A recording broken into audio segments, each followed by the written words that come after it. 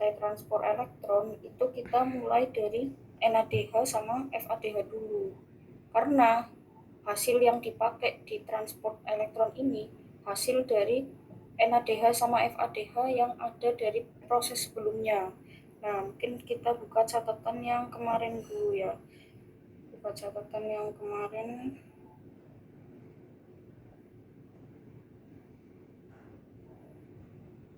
Biar tahu NADH sama FADH-nya dari mana aja.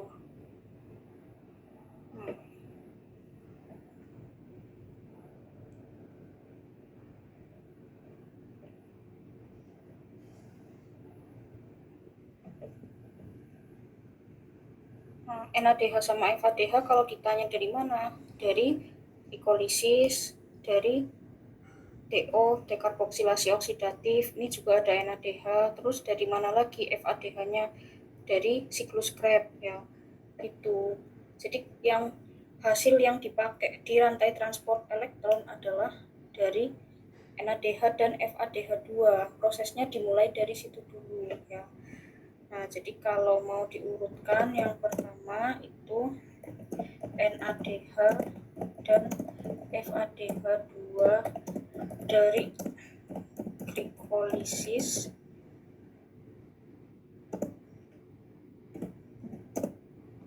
atau kalau mau dijabarkan FADH2 itu kan dari siklus Krebs saja ya. Kalau NADH dari glikolisis, dekarboksilasi oksidatif, dan siklus Krebs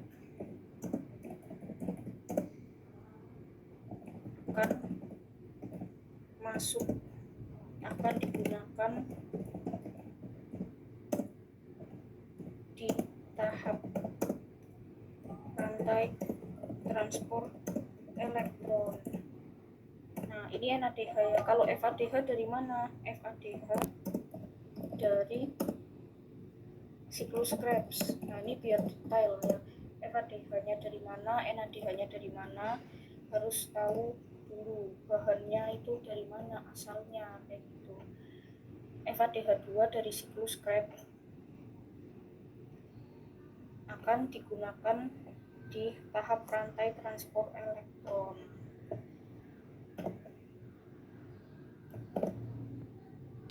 Nah, terus mereka kemana? NADH akan dipecah jadi apa? Nah, ini gambarnya ya. NADH dipecah menjadi NAD+ sama H+.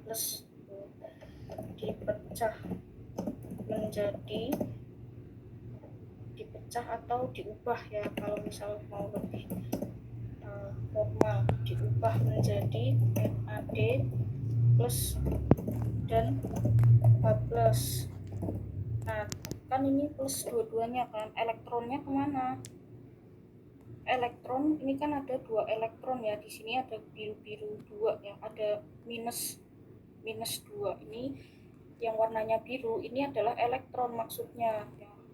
Nah, elektronnya ini mengalir ke protein kompleks itu. Lalu 2 elektron dari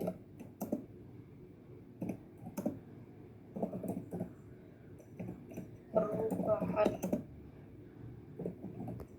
NADH menjadi NAD+ dan H+ akan ditransfer. Ini kan ada elektron flow ya, aliran elektron. Nah, ini 2 elektron ini yang warna biru-biru ini akan mengalir ke protein kompleks ya, kompleks protein, akan ditransfer ke kompleks protein. Kompleks proteinnya yang ini ya, yang biru ini adalah kompleks protein. Nah, ini kan berarti ada 3 hasil ya, ada H+, ada NAD+, sama ada 2 elektron hasilnya ada ini. Atau kalau mau dijabarkan satu-satu bisa juga nih, NAD+, H+, dan 2 elektron ya. Kayak gini dulu nggak apa-apa biar lebih lengkap. NAD+, H+, dan 2 elektron.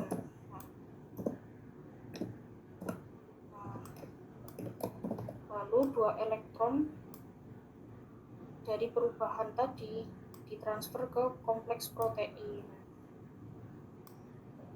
Jadi ini ada 2 jalur ya, ada 2 jalur elektronnya. Yang pertama jalur elektronnya, aliran elektron yang warna kuning ini. Nah, kita bahas ke yang warna kuning dulu ya, H+-nya itu nanti ya. Jadi kita bahas yang jalur warna kuning dulu, aliran elektronnya, baru nanti bahas H+-nya. Jadi kita ke jalur yang elektronnya dulu, elektronnya ke kompleks protein. Nah, di kompleks protein dia akan berpindah ke kompleks protein berikutnya ya. Ditransfer ke kompleks protein, kemudian berpindah dari kompleks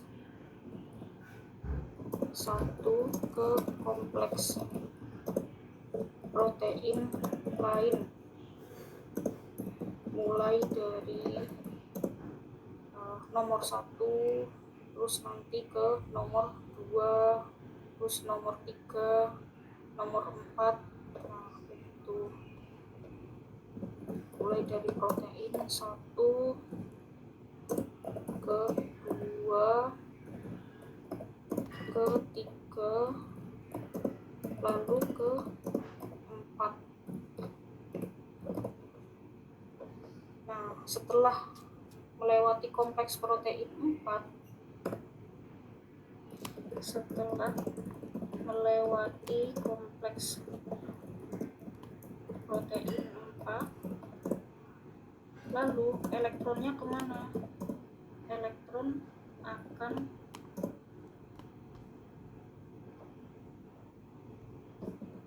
bergabung dengan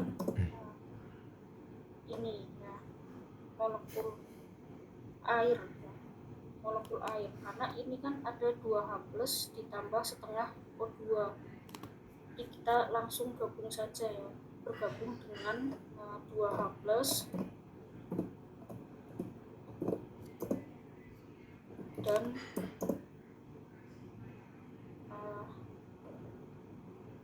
setengah O2.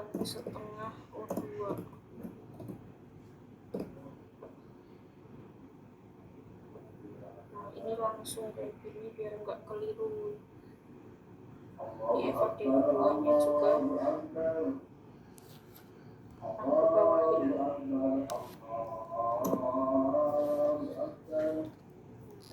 Sehingga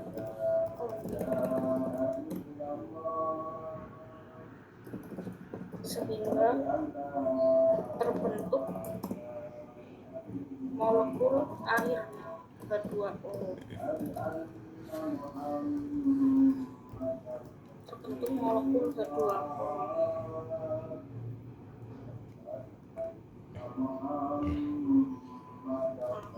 Kalau ditanya ini H+-nya dari mana? H+-nya dari tadi pemecahan NADH kan ada H+-nya.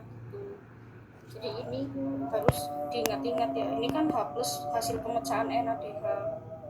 H+-nya dipakai buat ini salah satunya. Dipakai buat menjadi molekul air. Dipakai untuk bergabung dengan O2 menjadi molekul air. Terus kalau ditanya O2 dari mana? O2-nya itu berasal dari pernapasan kita ya. Karena kita menghirup oksigen kan, kita bernapas, paru-paru kita mendapatkan oksigen. Nah, oksigennya buat ini tahap rantai transport elektron gitu. Jadi oksigen yang kita hirup itu dipakainya kapan? Dipakainya ketika ada di tahap rantai transport elektron. Nah, jadi di sini dijabarkan secara detail lagi H+-nya dari mana.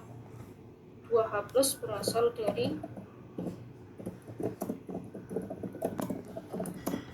pemecahan NADH dan FADH2. FADH juga sama, FADH2 itu nanti menghasilkan H+ juga kalau dipecah ya. Ini di sini mungkin nggak ada gambarnya ya, tapi sama FAD sama 2H+ kayak gitu.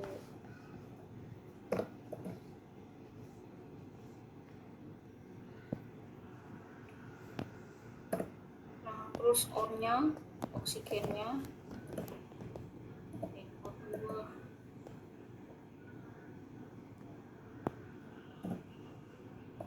O2 berasal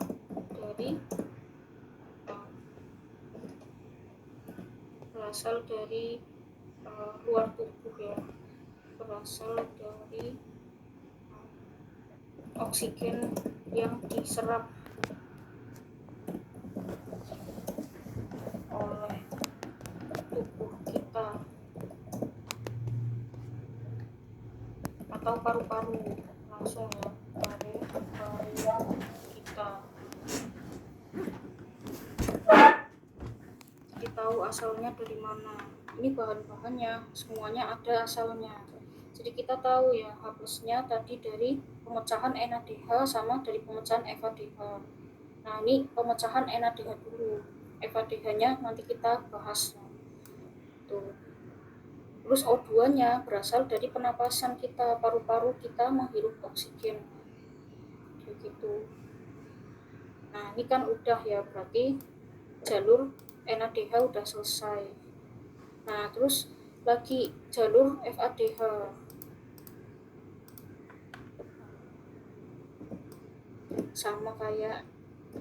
Sama seperti FADH, FADH2 juga akan diubah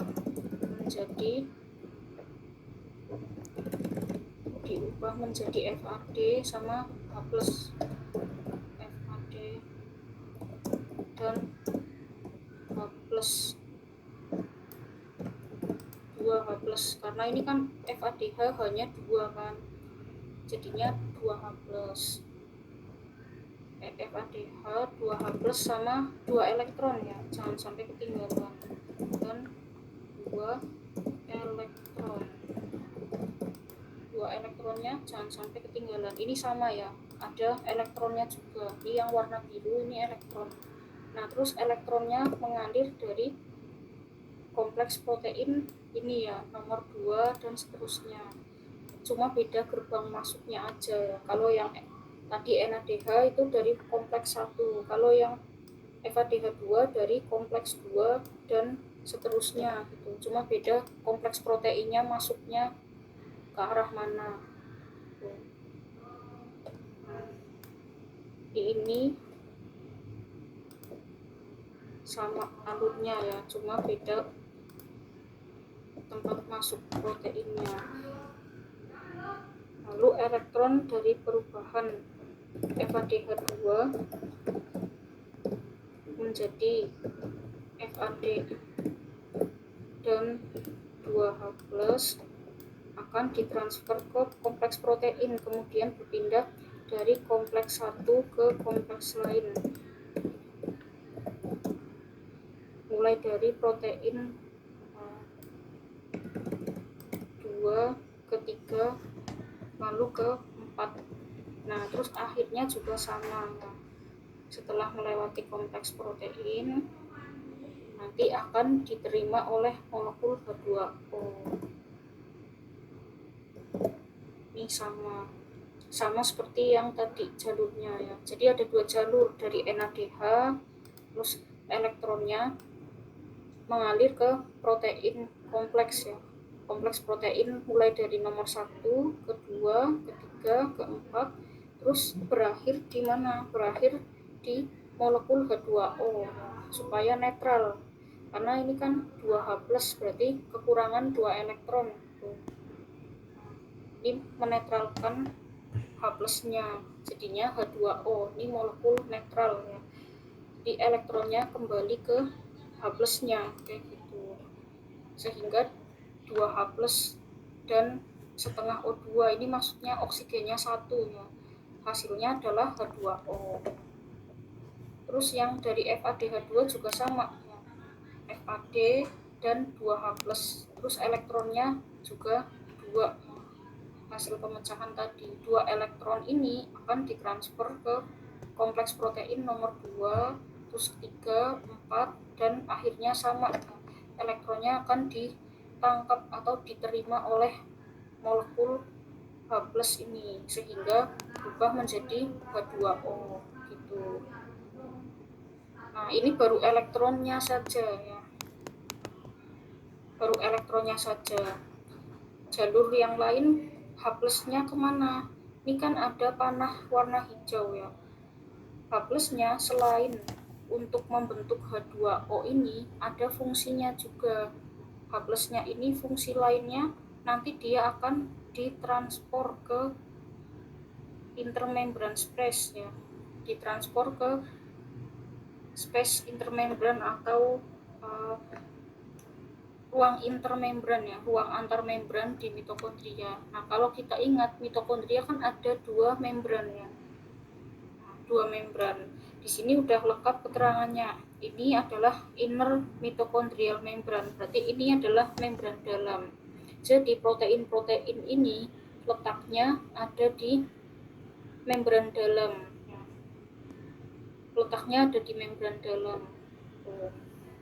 Nah, ini membatasi antara matriks sama intermembran. Jadi membatasi matriks sama intermembran. Itu. Nah, H plusnya kan tadi masih ada di matriks. H plus yang ada di matriks nanti akan ditransport keluar ya, keluar matriks, yaitu ke ruang antar membran kayak gitu. Dan ini yang mentransport nggak cuma satu protein ya, protein kompleks 1 juga bisa mentransport H+, protein kompleks 3 bisa mentransport H+, gitu. Protein kompleks 4 juga mentransport H+, gitu. Pokoknya H+-nya dikeluarkan dari matriks, dipindahkan dari matriks ke ruang antar membran kayak gitu. Jadi ini tahap selanjutnya ya, tahap selanjutnya. Selain untuk membentuk H2O, H+ juga akan sebagian besar H+ juga akan dipindahkan, ditransport dari matriks mitokondria menuju ruang antar membran. Ditransport dari matriks mitokondria menuju ruang antar membran. Ditransportnya melalui apa? Nah, melalui ini di sini ya, melalui kompleks protein. Ditransport melalui kompleks protein dari matriks mitokondria menuju ruang antar membran. Ini yang panah hijau ya. Kompleks protein nomor 1 mentransport ya, H+ dari matriks keluar ya, menuju ruang antar membran. Kompleks protein 3 sama, protein 4 juga sama kayak gitu. Jadi arahnya dari matriks ke intermembran atau antar membran. Nah, terus hasilnya apa? Hasilnya membentuk gradien proton ya. Karena ditransport, dikeluarin terus, otomatis H+ yang ada di matriks itu kan makin sedikit jumlahnya ya. Sedangkan H+ yang ada di antar membran, ruang antar membran, jumlahnya semakin banyak. Nah, ini juga harus dijelaskan karena ini nanti akan berpengaruh ke tahap berikutnya, yang menyebabkan tahap berikutnya bisa terjadi.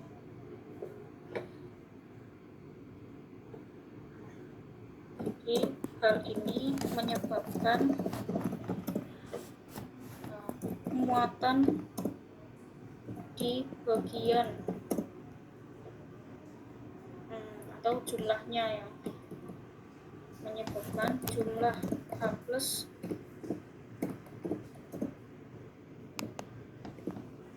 di bagian ruang antar membran semakin banyak, sehingga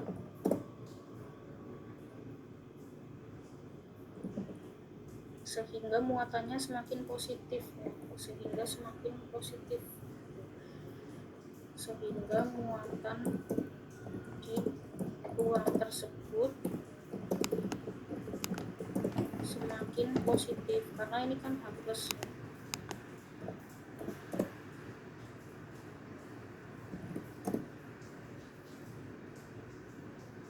Muatannya semakin positif dan muatan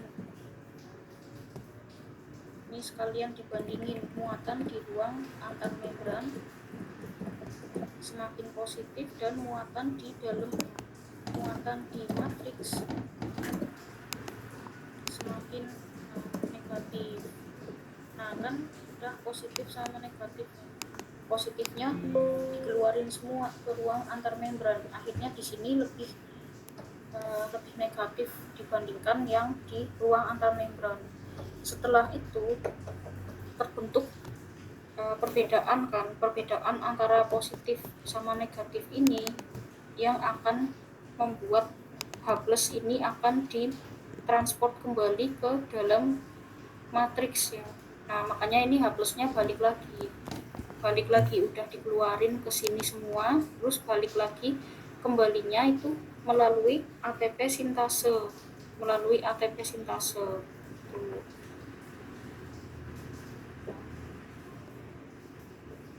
Ini ditambahkan keterangan dulu ya, muatan yang di antar membran semakin positif, nah terus muatan di matriksnya semakin negatif.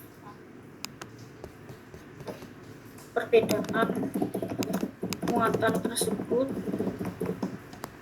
membentuk gradien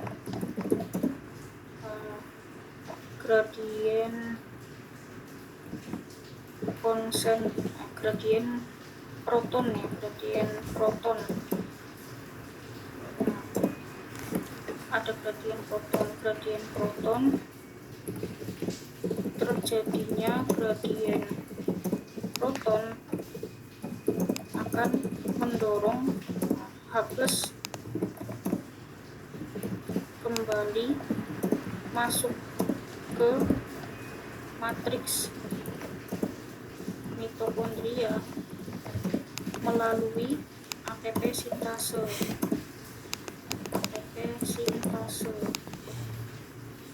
Nah, ATP sintase ini H+-nya masuk lagi melalui ATP sintase. Nah, ATP sintase ini adalah mesin yang fungsinya untuk membuat ATP ya. Bisa disebut juga mesin gitu. Di ini adalah protein yang fungsinya membentuk ATP dengan menggunakan energi dari perpindahan H+ tadi ya. Itu makanya di sini ada panah ya, ADP plus P nanti berubah jadi ATP. Nah, ini hanya bisa terjadi ketika ada molekul H+ yang masuk melalui ATP sintase tadi. Tuh. Jadi kayak gitu. Terjadinya gradien proton akan mendorong H+ kembali masuk ke matriks mitokondria melalui ATP sintase. Nah, masuknya H+ ke ATP. Oh ya, ketika H+ melalui ATP atau melewati ATP sintase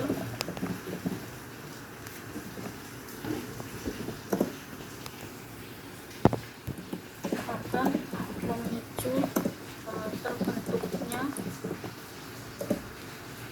ATP yang berasal dari dan T. Nah, ini kan ATP, T itu trifosfat, fosfatnya ada 3 ya.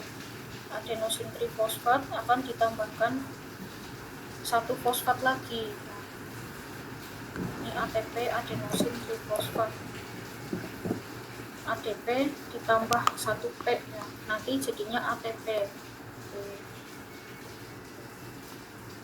Nah, proses ini namanya, nama prosesnya tadi belum disebutin sekalian juga. Proses pembentukan ATP tersebut, nah, proses pembentukan ATP disebut sebagai kemiosmosis pasangan. Ini ya, kemiosmosis atau kemiosmosis aja cukup, kemiosmosis yang berpasangan dengan rantai transport elektron. Ini kemiosmosis, karena di sini kan ada keterangannya juga ya, kemiosmosis. Jadi kemiosmosis itu proses pembentukan ATP-nya gitu. Nah, terus yang ini rantai transport elektron adalah rantai tadi. Ini kalau mau disebutkan juga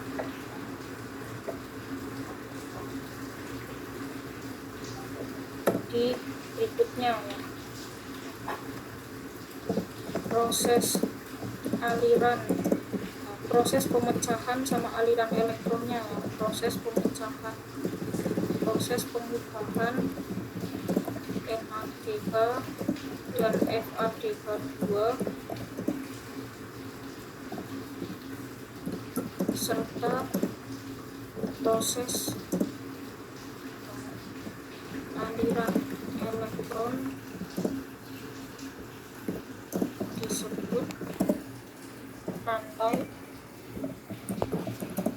transport elektron. Nah, ini prosesnya namanya ini ya, proses pengubahan NADH dan FADH serta proses terjadinya aliran elektron disebut rantai transport elektron. Yang ini ya, ini rantai transport elektron yang tadi. Terus kalau yang terbentuknya ATP, ini kemiosmosis namanya gitu. Nah, jadi ini adalah keseluruhan prosesnya. Nah, ini langkah-langkahnya ya. Sebagai pendahuluan itu nggak langsung ini ya, bisa kita kasih keterangan dulu tempat-tempat terjadinya nih, misal kayak proses ini terjadi di mana. Rantai transport elektron terjadi di dalam mitokondria.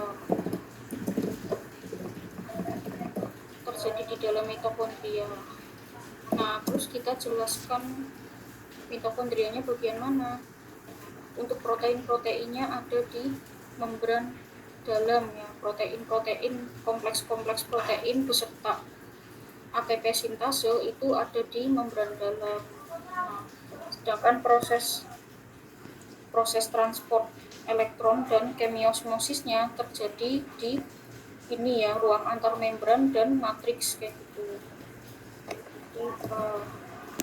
Kompleks protein dan ATP sintase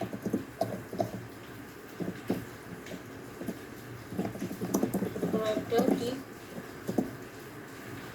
membran dalam mitokondria.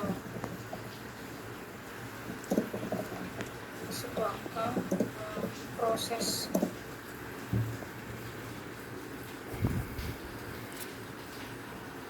rantai transport elektron dan kemiosmosis berada di ruang antar membran atau terjadi di ruang antar membran dan dan matriks mitokondria. Nah, jadi ini dijelaskan satu-satu terjadinya di mana.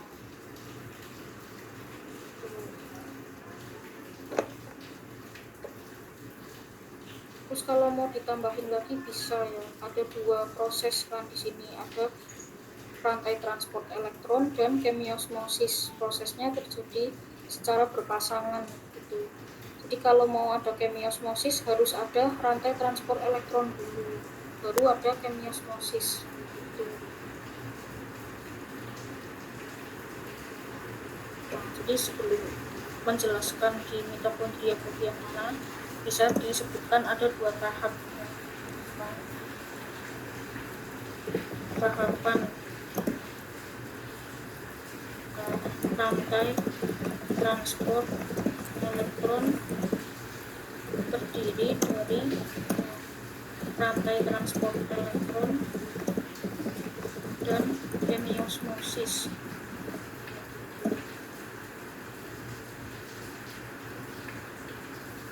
Nah, ini untuk pendahuluannya. Terus untuk hasil akhirnya di belakang, hasil akhir dari tahapan rantai transport elektron yaitu seperti yang kita tulis kemarin. Nah, ini ya yang kita tulis kemarin. Ini kan substratnya berarti 10 NADH sama FADH 2 ya. Nah, hasil akhirnya produk senyawa berupa senyawa itu enggak ada, adanya adalah hasil lain berupa H2O. Nah, hasil utamanya justru adalah 34 ATP nya. Itu hasil akhirnya kita hasil akhir dari tahapan rantai transport elektron, yaitu ATP dengan jumlah 34 yang berasal dari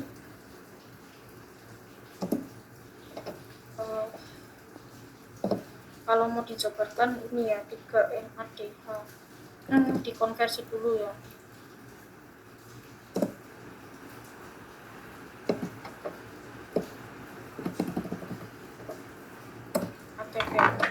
ATP 34 sama produk lain berupa H2O. Nah, rincian ATP-nya bisa kita jabarkan. 1 NADH ini dijabarkan dengan rincian sebagai berikut. Rinciannya ada 1 NADH dapat dikonversi menjadi 3 ATP. Terus 1 FADH2 dapat dikonversi menjadi 2 ATP. Nah, terus dijumlahkan ya.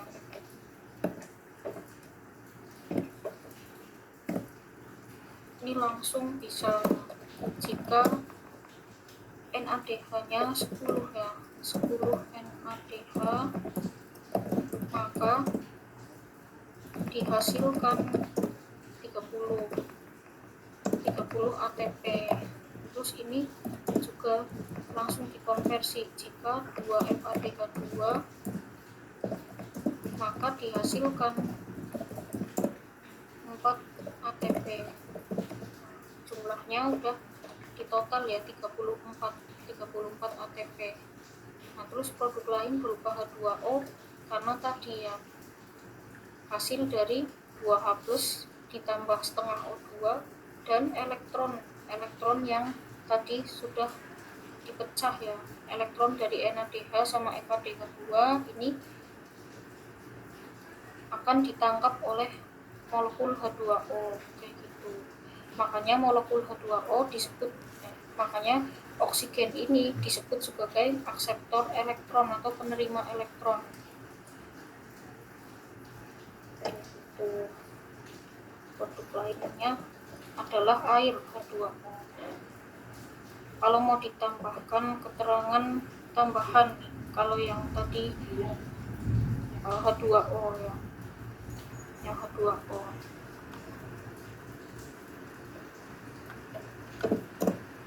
Oke. Inilah perbedaan antara pernapasan atau respirasi aerob dan anaerob. Kalau aerob itu kan butuh oksigen. Nah, oksigennya digunakan sebagai penerima elektron atau akseptor elektron. Gitu. Ini bisa ditambahin di awal juga ya. Rantai transport elektron terjadi di rantai transport elektron termasuk ke dalam tahapan respirasi aerob karena membutuhkan oksigen sebagai penerima elektron gitu. Jadi ini bisa disebutin di awal ya. Rantai transport elektron termasuk ke respirasi aerob karena butuh oksigen sebagai penerima elektron tadi ya.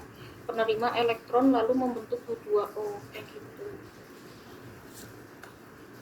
Nah, terus apalagi ya tambahannya? Ini produk udah ya. Terus untuk substratnya berarti ini ya. Substratnya berarti NADH sama FADH2.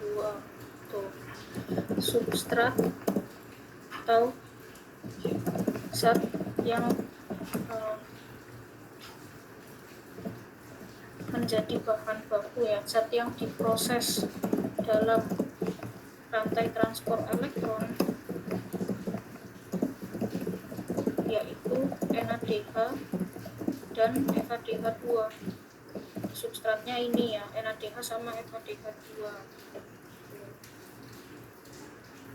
Nah, berarti udah lengkap ya, substratnya ada, tempatnya juga udah detail, terus produk senyawa nggak ada ya. Hasil lain H2O jumlahnya ATP-nya 34. Selebihnya apalagi mungkin saya ada info tambahan atau kayaknya cukup ya. Kalau untuk tahapan rantai transport elektron ini. Oke. Sama ini dong Kak, coba yang ke sebelumnya deh Kak, yang dari minggu lalu itu. Yang ini. Yang bagian kesimpulan coba Kak.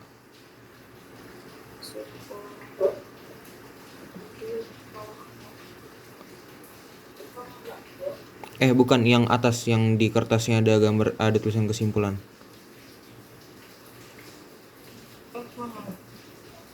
Nah ya, itu Kak, kan belum diisi kesimpulannya. Itu kira-kira isinya apa aja Kak? Soalnya katanya itu tentang lebih ke apa itu respirasi, terus respirasi aerob sama ke apa ya, hubungan antara empat proses itu. Tapi sekiranya jangan terlalu panjang juga Kak. Sekiranya cukuplah sampai bawah kertas itu. Kalau kayak gitu apa ya, terlalu banyak opsi sih ya. Kalau secara singkat berarti ini ya, menjelaskan yang tadi, cukup respirasi aerob itu membutuhkan oksigen. Nah, oksigennya digunakan ketika tahap keempat ya, rantai transport elektron. Nah, terus kalau keterkaitan antara 4 tahapan tadi berarti ya substratnya ya, substrat dari tahap dekarboksilasi oksidatif itu berasal dari glikolisis. Nah, kayak gitu mungkin ya, kurang lebih, karena agak ambigu juga ya kesimpulan yang dimaksud itu yang kayak gimana.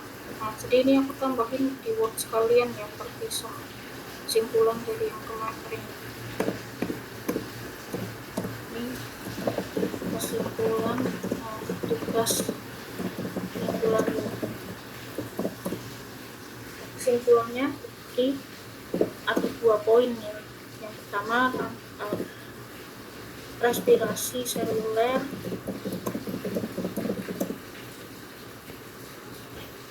termasuk ke dalam respirasi seluler.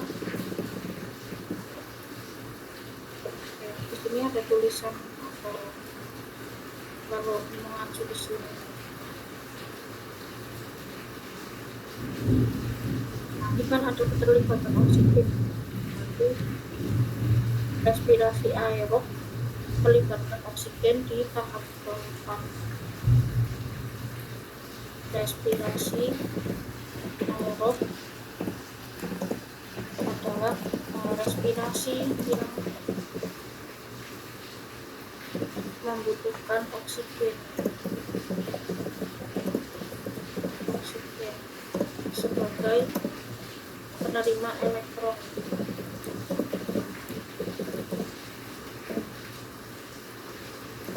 Oksigen sebagai penerima elektron ini cukup ya.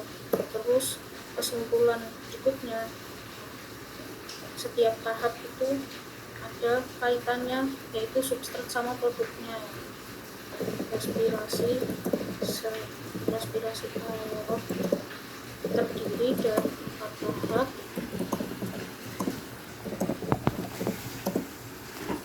yang saling berkaitan dan yang berurutan dan saling berkaitan. Substrat dari tahap sebelumnya akan menjadi produk dari tahap sebelumnya akan menjadi substrat di tahap berikutnya, gitu. Produk dari tahap sebelumnya akan menjadi substrat pada tahap berikutnya. Jadi ini ya, kalau kesimpulan versi pendeknya, produk dari tahap sebelumnya akan menjadi substrat pada tahap berikutnya. Kalau kita lihat di sini kan jelas ya, di sini glikolisis asam pirufat produknya. Lalu nanti di tahap berikutnya, di tahap dekarboksilasi oksidatif akan jadi substrat ya. Asam pirufatnya akan jadi substrat. Di tahap 2 kan asam pirufat jadi substrat. Nah, kalau di tahap glikolisis ini sebagai produk ya. Jadi saling berkaitan. Substrat dari produk dari tahap sebelumnya akan digunakan menjadi substrat di tahap berikutnya, kayak gitu. Terus ini siklus Krebs juga menghasilkan asetil koenzim A. Asetil koenzim A akan jadi substrat di tahapan siklus Krebs, kayak gitu. Nah, terus ini juga ya buat yang rantai transport elektron, karena nggak ada senyawanya, berarti yang jadi substrat adalah NADH dan FADH2. Hasilnya berupa ATP, karena hasil utamanya yang dicari dari proses respirasi aerob adalah ATP. Nah, ini bisa ditambahin di fase 3. Tujuan utama dari seluruh tahapan